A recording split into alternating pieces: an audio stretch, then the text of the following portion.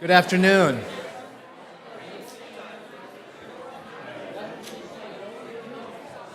If I could get your attention, we'd like to go ahead and begin. As with everything in Washington, there is much to talk about and very little time in which to do it. And we are so appreciative of so many of you coming to attend today's symposium. A couple of logistical matters. As much as we'd like to talk about rule of law, we sometimes have to rule by law.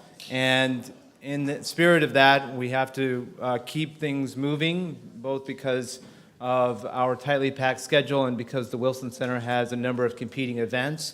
So we will usher you out of this room certainly as easily as we can. So we encourage you to munch on your food as we deliver a few lunch remarks, and then we will be whisked away back to the auditorium to continue the conversation, to continue discussions about topics such as sustainability. Before we do, and as you complete your lunches, I'd like to introduce Neil Levine, who is the director of the Center of Excellence for Democracy, Human Rights, and Governance at the U.S. Agency for International Development. Prior to this august stint in the U.S. government, he was an assistant professor of behavioral science at the National Defense University, Eisenhower School of National Security and Resource Strategy, and was an adjunct professor in the School of International Service at American University. His experience is long and robust, his responsibilities are tremendous, and we are greatly pleased to have him join us today to give us a perspective in many ways about where the origins of our work are, and more importantly, to also think about the drive that motivates so many of us in this room to do what we do and to persist in the work that we call rule of law. So with that, I'd like to introduce Mr. Levine. Thank you.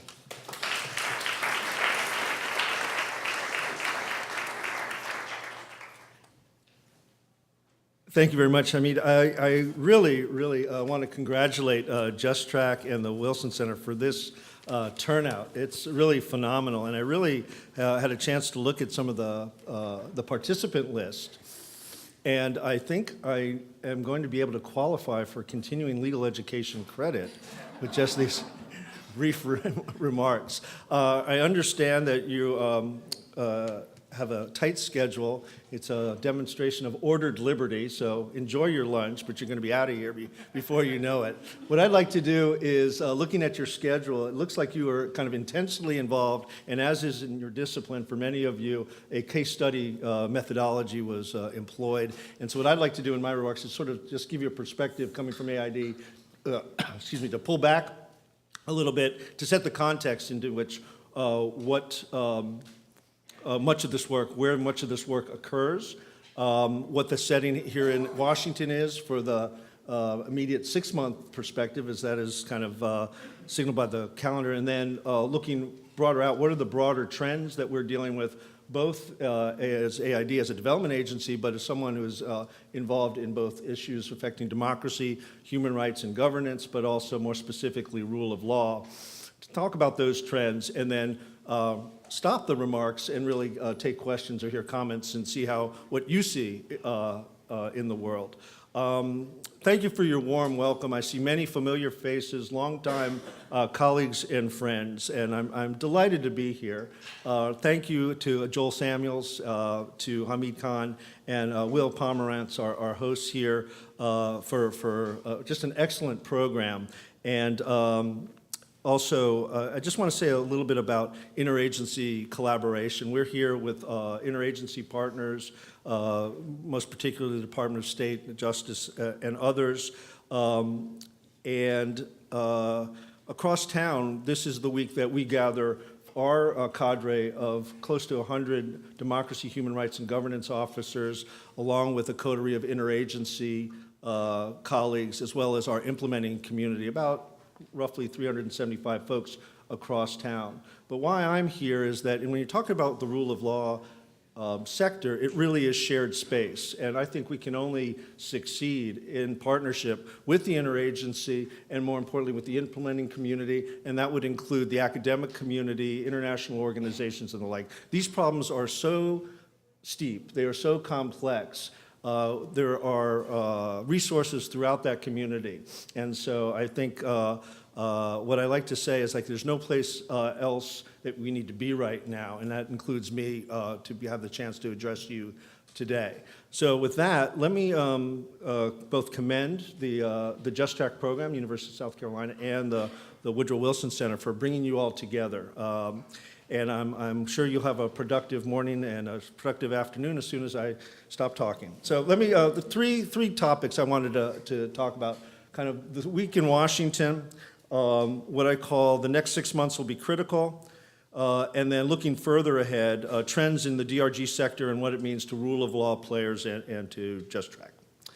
In terms of the week in Washington, I mean, incredible headlines, and the question is, either it's Armageddon and the end of the world, or it's sort of please take a breath, check your stock portfolio, but things will course correct down the road. I mean, the headlines are truly inflammatory about the end of Western democracy as you know it, or reading beyond that headline, you find is that the Brits have a particularly deep political, economic challenge that they have to work through. It is historic, but no doubt, but it also is, not beyond the imagination that they will figure out how to resolve and work their way through this. But there really is the language and the hyperbole over this.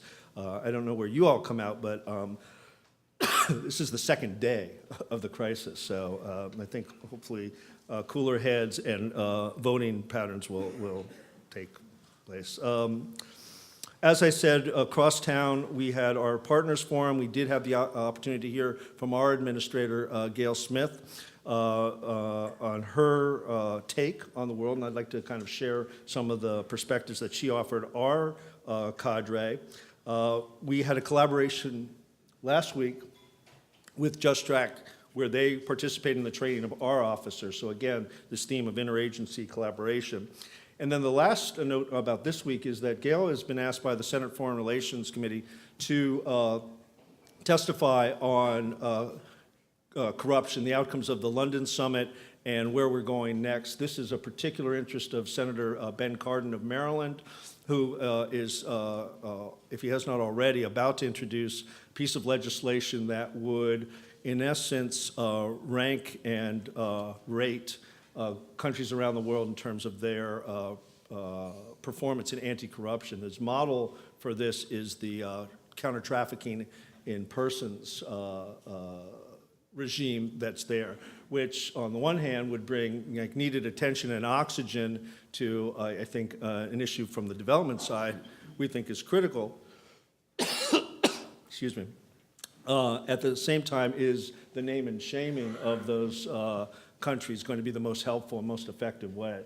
And so Gail walks into that situation on Thursday. We've been involved in the preparation of that, but it really speaks to, I think, one of the trends in terms of the salience of the anti-corruption issue, both for the broader development community, but most particularly for the rule of law sector and the work that you all do.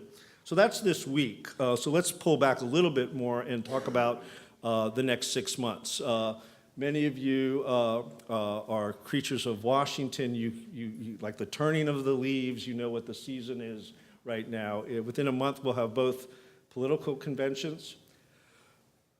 Excuse me. We'll have both political conventions. We'll have a furious race to the end of the fiscal year, and then we will have, in essence, the preparation for the transition and the incoming of the next administration. So Gail has been very good about kind of setting an agenda for us. She has sat down with most of the major initiative holders within AID and asked 3 questions. Number 1, what is it you're doing? Catch me up. I've been out of the agency for 20 years. We have the advantage of somebody who knows this field with true expertise, both from the field and from the Washington, and most directly from working directly with the president on development issues. Tell me, catch me up, what are you doing? The next is, what can I do over the next 6 months to lock in the initiatives that the Obama administration has put in place?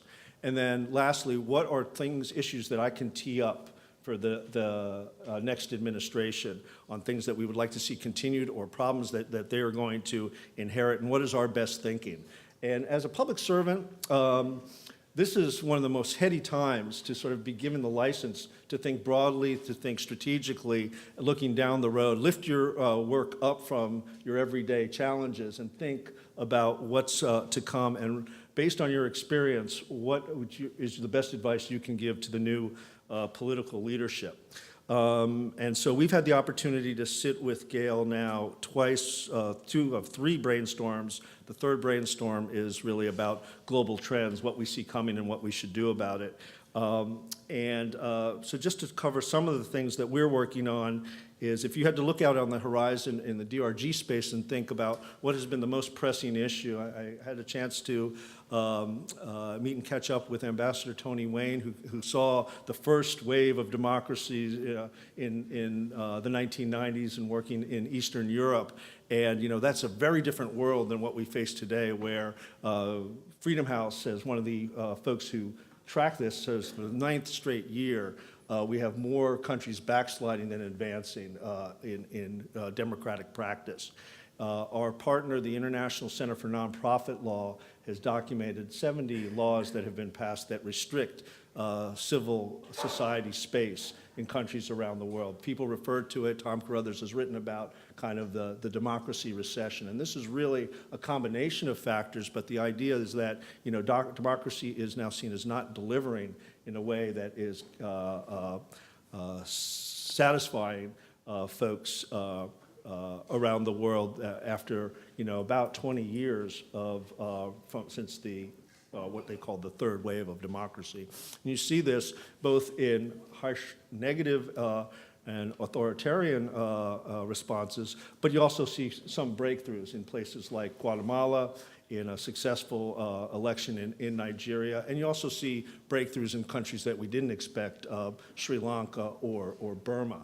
And so, but in response to that, the president launched an initiative called the Stand with Civil Society Initiative, which is really our effort to identify with the aspirations of civil society under threat in so many countries around the world, a three-pronged approach that talked about enhanced diplomatic work, multilateral work to support civil society, and then new innovations and programs that would support civil society where it was more and more difficult to work. And there's an intersection in the countries that you work in, the countries that that we find under threat from closing political space. The AID's role in that is to create a series of regional civil society innovation hubs around the world where civil society can go for places of solidarity, for networking with like-minded institutions to generate ideas, and ultimately to generate proposals for funding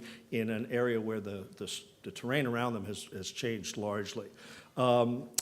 Many of you will be familiar with some of the initiatives, what we call global governance initiatives, the Open Government Partnership. We spent a lot of time across town talking about the opportunities presented by what I heard referred to for the first time as the openness movement. And again, the intersections between rule of law in places like freedom of information, in terms of legal access, and broadening the scope of those countries that are working together for a true race to the top.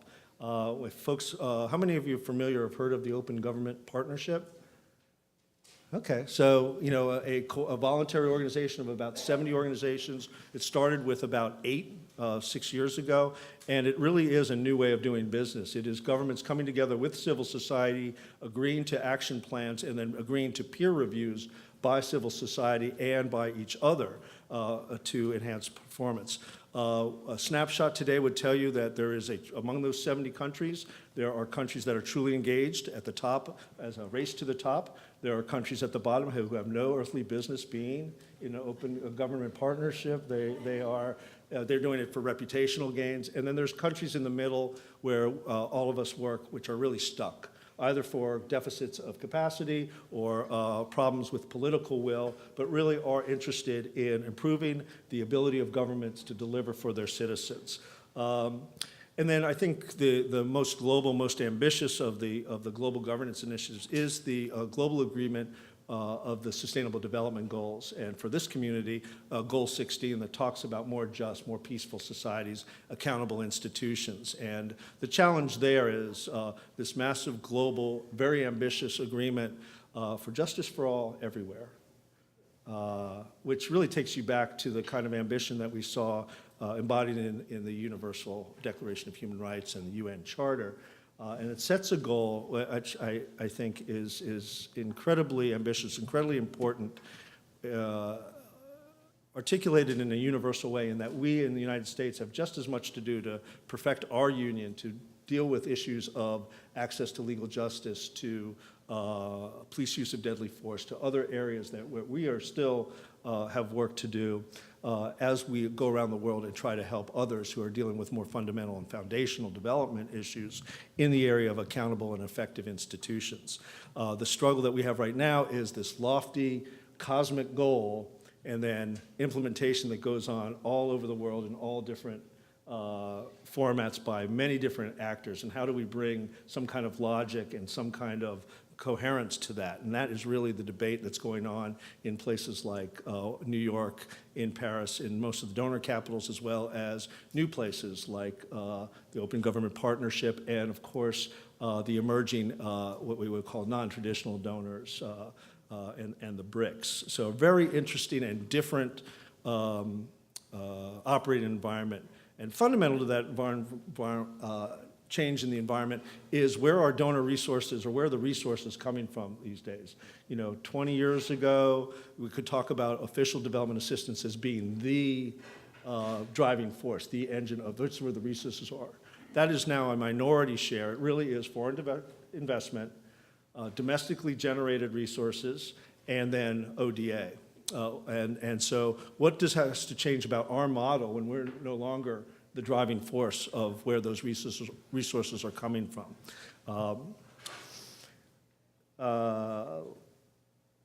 Lastly, just preparing for the next administration. I guess I've been through 1, 2, 3. It's been my third, fourth? I think my third. And it really, as I said before, it really is interesting to say what questions we're asking is how do we institutionalize the Stand with Civil Society? What is the next step for the Open Government Partnership? Where should we head in dealing with issues like closing space? But pulling back, and this will be the last set of issues I want to talk about, is what are some of the trends and what are some of the implications for working in both rule of law, democracy, human rights, and governance? We've talked a little bit about closing space. We talked a little bit about open government. What about what we're calling under the rubric of people on the move? By official estimates, about 60 million people around the world classified as refugees and or internally displaced persons. What does that mean? What we see it cropping up in terms of our work in elections, where country after country, not only do you have to think about how to support actors on the ground in administering an election, voter education, turnout, what do you do when a sizable part of that population is living in a neighboring country or not living in their place of residence? How do they get documented? How does that? That's a very practical, this when I ask our partners what keeps them up at night, it is out-of-country voting and voters on the move. That is a new fixture, I think, in the environment. People on the move also would talk about rural to urban migration, and the fact that we used to talk about in the early days of the Afghanistan-Iraq conflict as ungoverned spaces, thinking of vast border areas where there's lawlessness, and it is also inhospitable for lots of unsavory characters. What happens when ungoverned space is a part of a city, where there is no rule of law or access to justice or cities? So that's one issue. The kind of basket of fragility, conflict, and countering violent extremism. This one, just to, we are using polling technology. I think that you've been using this as well here to crowdsource and get instant feedback. We crowdsource what are the topics and where do you want to have the conversations this week in the DRG space. Top polling answer was countering violent extremism. Our democracy officers and implementing community are dealing with dealing with is how do we retool or redirect our traditional development programs to deal with either the fragile states and crises there or very real problems of countering violent extremism without rebranding everything we do and calling it countering violent extremism, or really how do you do thoughtful programming to look at underlying causes of those conditions that extreme ideologies can prey upon, making folks sources of recruitment. So that basket of issue. Second, two more trends: globalization and the technology-empowered citizen. Again, Ambassador Wayne and I talked about what are some of the differences now. Is that we saw from the Arab Spring to Guatemala to Brazil that each of these crises or events now have the capacity to take on a life of their own because of the 24-hour news cycle, the fact that folks are linked, they can organize, they can get solidarity from abroad, and that this is occurring in real time. And so you have a very fast-moving movement of at times, and you have the old, 19th century nation state lumbering to catch up of these events. And so what does that mean? Both kind of the two-edged sword of a technologically empowered citizen who can demand accountability and take more agency in their rights and as citizens, and then kind of the more nefarious uses of technology for things like surveillance and kind of capture. The last of particular interest to us, but overlaps into the sphere of rule of law work, is kind of the demographics of poverty. Right now, the goals of the Sustainable Development Goals aim to eradicate extreme poverty by the year 2050, and that seems to be a goal within our reach. But where is poverty today? It happens to be in large middle-income countries with large amounts of poor people, and then deep pockets of poverty in fragile states, which are some of the most difficult environments both for us to work and to get results for investments of foreign assistance. What does that mean for AID? I'll speak broadly about this in terms of kind of to start a response, and then I hope to kind of engage you in what your ideas about what it means, and also any trends that I might not have mentioned.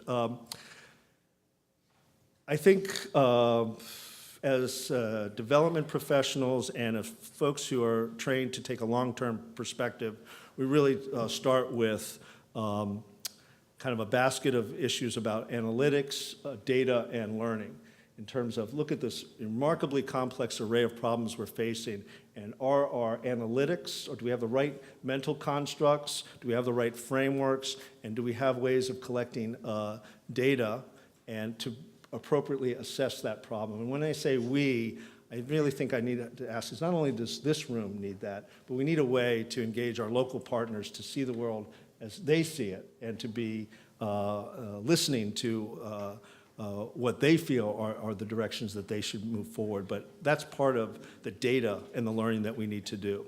A lot of discussion about adaptive programming. We are largely facing a very, very complex world with means of programming that are 20, 30, or 40 years old. They are the world of grants and contracts. And while there has been some innovation, and there are some places where you see real bright spots in terms of changing that, I think there has to be a fundamental rethink that the tools in which we engage have to be responsive to the phenomenon themselves. They need to be much more adaptive, much more flexible, much more timely. And we have a system that is not constructed with that in mind at all. And so that, I think, is probably the biggest challenge. The third area would be partnerships, partly because we have a lumbering and non-agile system. We really have to think more creatively about If we can't bring our resources to bear, who can? And how do we empower other partners, whether they are local partners, whether they are international organizations, whether they are other donors, whether they are social movements. We just have to think much more broadly about with whom we partner and how. I have not said up until this remark, this is probably a record in Washington, I haven't said anything about money and resources. And we can talk about the budget forecast, but let's just to say is that all of these things cost money. One of the criticisms of the administration has been we not have paid sufficient attention with the kind of resources we need for robust programming in DRG. That's changing now, I think, and I can talk to you about where I see that's going, but folks talk about we need data. Data costs money. We need to learn. Learning costs money. It costs money and it costs time. We need to coordinate better. That takes time. So to say that this is free is to kind of misunderstand the situation. And then what does this mean, and this kind of hits home to many of you, is about your own business models. What is the kind of training, the kind of ways that the implementing community operates in response to these trends? I just would submit that the way we're doing business now has got to change because the problems around us and the atmosphere that we face is changing rapidly. So let me stop there. We do have a hard, they're going to sweep us out of here at 2:15, so we're done. Then with that, we're swept. Thank you very much.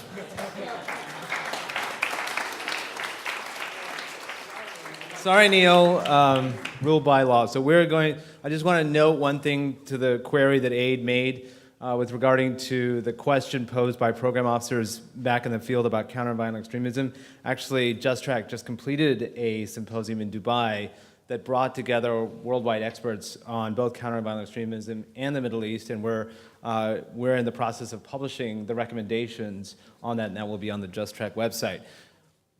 Now I have the unfortunate news of ushering you out of this room because we need to make a quick transition for the next event and for our event to culminate back in the auditorium. And please stick for the last panel. Thank you. Yeah. Freneticism, law and order.